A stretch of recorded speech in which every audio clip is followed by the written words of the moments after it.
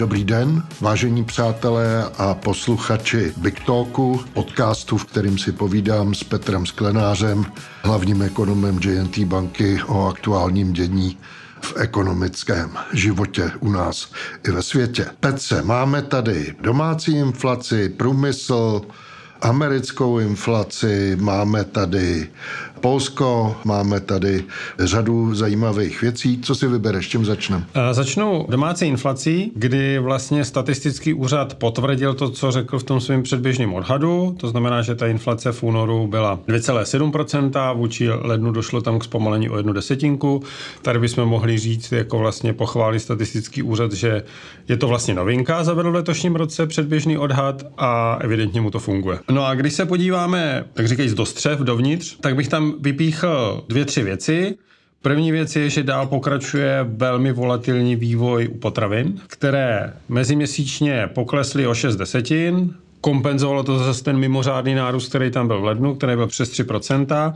Ale i přes ty výkyvy se vlastně nic nemění na tom, že meziroční růst cen potravin je v zevstupném trendu a meziročně ceny potravin byly vyšší o 4,5%. To znamená, k ty celkové inflaci naráz potraviny přidávají skoro 0,8% bodu a je to teda velmi výrazný inflační faktor.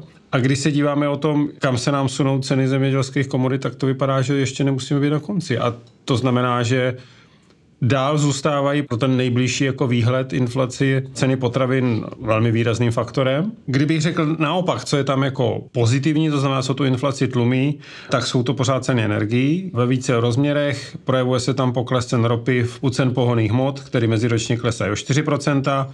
A pak u cen energií pro domácnosti se projevuje předchozí pokles cen na komoditních burzách, kdy ceny elektřiny klesají skoro o 5%, zemního plynu se ten propad vlastně prohloubil skoro na minus 8% a to jsou všechny věci, které vlastně brzdí inflaci. Ale po hříchu dá se říct, že kromě ještě cen obuvy je to vlastně jediný ten okruh, který tu inflaci výrazně brzdí. No, služby jdou pořád stejným tempem, nebo tam je nějaký... Ano, a pak bychom vlastně mohli říct, že se nám s nějakým jako odstupem, bych dokonce řekl, že se nám ten dezinflační proces zastavil. Jedna věc je, že jsou tady inflace ve službách, která zůstala na 4,7. Fakticky rok se nám drží prostě kolem 5.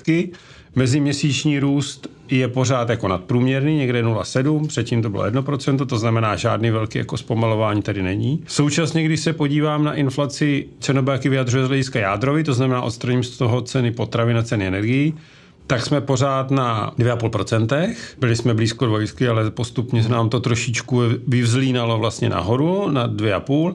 Současně i ta meziměsíční dynamika je prostě někde kolem 0,5 opakovaně, skoro 2x tolik, než bývával, jako řekněme, dlouhodobý průměr pro jádrovou inflaci. A pořád nám to říká, no spíš se to tlačí 2,5-3% i na ty jádrové úrovni, i ty ceny služeb, protože, jak jsem říkal, jediné, co nám výrazně brzdí tu inflaci, jsou vlastně ceny energií. Takže čekáš, kdy se nám vyjádří Česká národní banka zhruba v tom duchu jako Kristýna Lagardová, že řekla, že bude inflační cíl garantovat až v střednědobém Ne, to bych jako zase jako neřekl. To byla ale pozoruhodná věta. Jako, vím, že jsi mi na to reagoval, když já jsem prostě vykulil oči na tohle vyjádření. To je fakt hrozný defetismus. Jako na druhou stranu pořád mně to přijde, že ten jako nejskvostnější výrok, který mohla říct, je, když říkala někdy asi před 3 lety, že jako neví, odkud přišla inflace, že inflation came from nowhere, jako, že nám spadla z nebe. Takže jako toto bych jako zařadil na druhé místo, ale když se vrátím zpátky jako k ČNB, tak je to o tom, že ten domácí inflační vývoj nedramatický, nic, ale jako nepatrně je vlastně v každém střípku je o něco větší. Prostě růst mezd o něco vyšší, růst celkové ekonomiky HDP táhne spotřeba domácností o něco větší. Teď tady se díváme jako do inflace, prostě služby nám nespomalujou. Současně jádrová inflace nám nespomaluje. Zůstává někde pořád někde mezi. No a současně, co bych tady jako zmínil, že se nám začíná stále více měnit ten inflační výhled, jako bychom řekli, z toho zahraničí. Byla tady obava o tom, že zpomalení Německa, případně celní tarify, kterými hrozí Donald Trump, tu ekonomiku ochladí ten cenový vývoj. Ale my vidíme, že ta reakce je zatím spíš jako opačná, že to směřuje k tomu, že v Evropě dojde, a zvláště v Německu, k největšímu fiskálnímu impulzu jako za dlouhou dobu. Nevíš, ještě neprohlasoval. Ještě ne. Dneska se hlasuje. Probíhá to tam teď se jako láme chleba následující týden, jestli se to jako zvládne. To riziko tady je, to znamená, že naráz nám hrozí, že to, co bude přicházet z toho Německa, nebude něco, co nás tlumí. Právě přesně naopak, bude tu inflaci jako výrazně jako rozfoukávat. To nám jako mění trochu tu jako situaci a uvidíme, jak na to bude i ta ČNB nebo ta bankovní rada, jak toto bude reflektovat a přijímat. Není to o tom, že se něco dramaticky mění doma, trochu jako ano, ale ne moc, ale jako mně přijde, že se výrazně mění ten efekt, který můžeme čekat z toho zahraničí. Ještě bych tady doplnil, že tady byly zveřejněny čísla z reálné aktivity u nás, to znamená průmyslová výroba a maloobchod. No a jak to vypadá? U průmyslu tam není žádná velká změna. Tam je to prostě pořád nějaký balancování mezi drobným poklesem a stagnací. Protože Němci měli velmi dobrý číslo pro změnu. Jo, ale tady ta trendová úroveň je prostě taková, že meziměsíčně nám ten průmysl klesl v lednu asi o 0,3, meziročně klesá o 0,5%, nic, co by se měnilo a co tady bylo i na podzim. A prostě to čeká, jestli přijde ten impuls z toho zahraničí nebo ne. Zakázky nepatrně klesly o 1%, hlavně kvůli těm jako ze zahraničím. To znamená, to, co je domácí, nějak jako jede a to, co je jako ze zahraničí, ta poptávka, část je bržděná. Klasicky je to vidět, prostě utlumený vývoj třeba ve výrobě strojů. Prostě ta poptávka. Investiční poptávka prostě je zamrzlá, tak to není. Ale to se může změnit, jako to, co nám jako přichází z toho Německa. Ale ještě když se vrátím, maloobchodní tržby trochu jako zklamaly, protože tam jenom 3. Byl tam jako hlubší pokles meziměsíční a meziročně to tempo z nějakých 6 spadlo na 3. Když se podíváme, co tam zatím je, tak výrazně propadly prodeje elektroniky. Skoro minus 8%. Takže to trochu zavání tím, že jak byly bohatý předvánoční nebo vánoční nákupy, tak se to vlastně jenom v lednu zkompenzovalo. A u těch ostatních položek není... Jo, předsunutá spotřeba. Ano, u těch ostatních jako položek v rámci maloobchodní tržby až taková velká změna není, je tam trochu jako zpomalení, ale není to tak jako zásadní. Dál pokračuju pořád jako prodeje přes internet. Jasně. Přátelé, vybrali jste si to na Ježíška, tak bude zase. Ne, to číslo je větší, ale ve struktuře zatím to není o tom, co by to dávalo větší varovný prst. Může to být prostě jenom jednorázový výkyv, který se vrátí. Pak, když už se podíváme ještě dalšímu inflačnímu číslu, který bylo zveřejněno tento týden, tak ve Spojených státech byla zveřejněna taky inflace za únor i v detailu. A tam ta míra inflace klesla o 0,2. A to jak na celkový úrovni ze 3 šla na 2,8, na jádrový z 3,3 šla na 3,1, což je nejnižší úroveň za poslední 4 roky. Ale když od toho odstoupím, že se to nepatrně posunulo dolů, tak trendově se to nemění a žádnému velkému zpomalování té inflace tam pořád nedochází. Když se dívám na nějakou tu meziměsíční dynamiku za poslední 3 roky, 6 měsíců, pořád ta inflace je vlastně někdy kolem těch 3%. Trochu se mi tam začíná proměňovat, nebo jim se tam začíná trochu proměňovat struktura, kdy sice pomalu, pozvolna, ale i tak pokračuje zpomalování inflace ve službách, ale pořád jsou nad 4,1. No ale vytrácí se tam ten brzdný efekt, který měly ceny zboží. Prostě tam ty ceny zboží byly i v deflaci, klesaly a teď se to ztrácí a vrací se zpátky k růstu.